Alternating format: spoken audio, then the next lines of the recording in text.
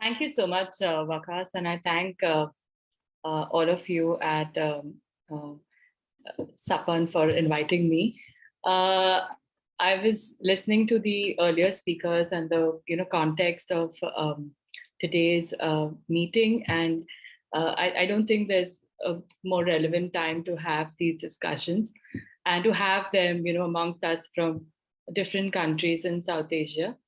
Uh, we all, I'm sure, many of you know what has been going on in India, and the kind of situation that Kushi spoke about is has been replicating in India daily. We have seen rising intolerance.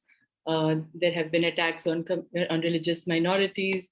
Also, activists who have been working on many of these concerns have faced attacks. Human rights defenders have been criminalized.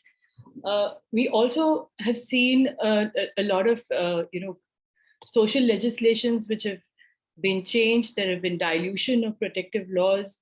The whole demographic of the country is, sort of, I mean, in terms of its governance, has been, shifting. And along with this, we have, there has been, growing mistrust and hate, which I think, is of a huge concern to all of us here, but particularly to the youth who know that, that this shift means a lot and defines their future. I think this is one of the reasons I feel that these kind of conversations across country are very, very important at this stage, and for us to get together for learnings, for sharing our experiences, and for coming up with ideas to collectively deal with the crisis that we are facing is very important.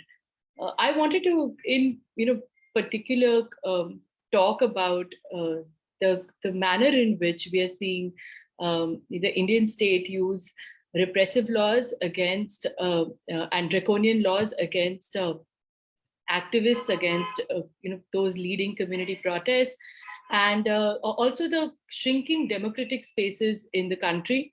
We see this as shrinking of our right to protest. We see this as counter cases, as slap suits, as criminalization of dissent. And there have been very stark examples of this in the last few years. We have some of the leading activists, working, for rights of the community, rights of Adivasis, on environmental justice, who were arrested in the Bhima Koregaon case in 2018.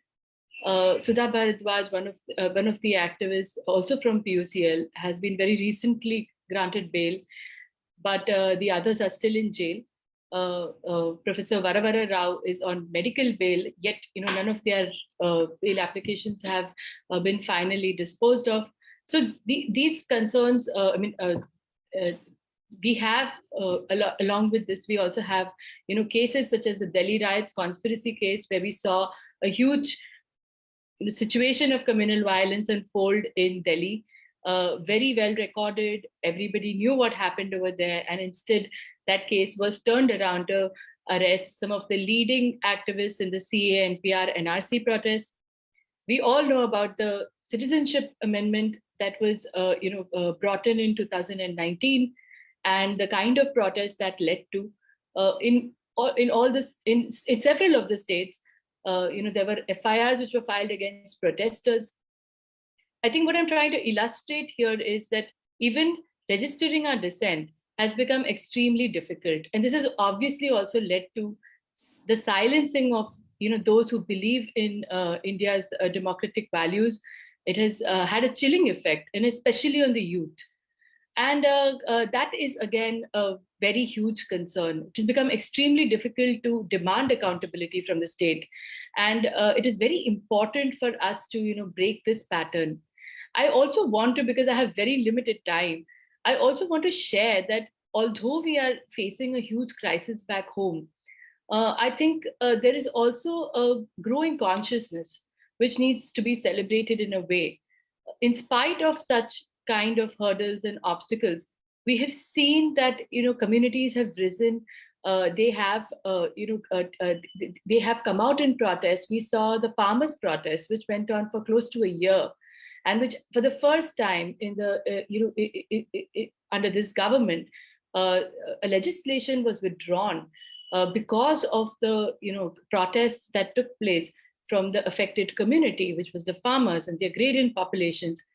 Another very important, I think, example here is the Shaheen Bagh protests and the anti-CAA protests that took place all across the country. In spite of there being no, protest permissions being denied, houses of protesters being raided, and a lot of other, counter actions that came from the state, the protests went on relentlessly. Shaheen Bagh stood strong, and it was replicated across states. We had a Bagh in Mumbai, there was Bagh in Bangalore, the Bilal Bagh. There were several other, Shaheen Baghs that stood up and protected. Sorry? You have just 30 seconds left. Yeah, okay. No, so that actually came forward to protect, the Indian constitution that was under attack. And it was also done in a very democratic, peaceful way. It was done with the constitution in one hand and the Indian flag in the other. So I think these are very important, these are very important examples. We derive a lot of strength from them. We have seen even the youth come forward and overwhelmingly, oppose the draft environment impact assessment notification, which came out in 2020 amidst, the pandemic.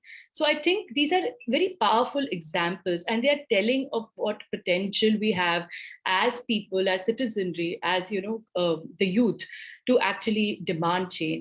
And while we are very concerned about the situation, across South Asia, while we are very concerned about, the growing authoritarianism in India, and and the communal sentiment, the intolerance, I think it is very important for us to also collect our strengths and all come together to demand accountability, demand a regional mechanism, demand, come together as South Asia to deal with some of our problems, because I think together our voices will be stronger, they'll be louder, we'll be able to very affirmatively demand change. And it's on us youth, and I have a lot of hope if it's on us. Because we have a lot to do, also to remedy the past, also to, we don't carry as much baggage. We can, I think, look at things differently. And I feel there's a lot of potential for us to work together and ensure that, that there is and there will be, change in South Asia. So I just want to end with that. I didn't think I was going to be the first speaker, but I'm very keen on listening to the others. Thank you.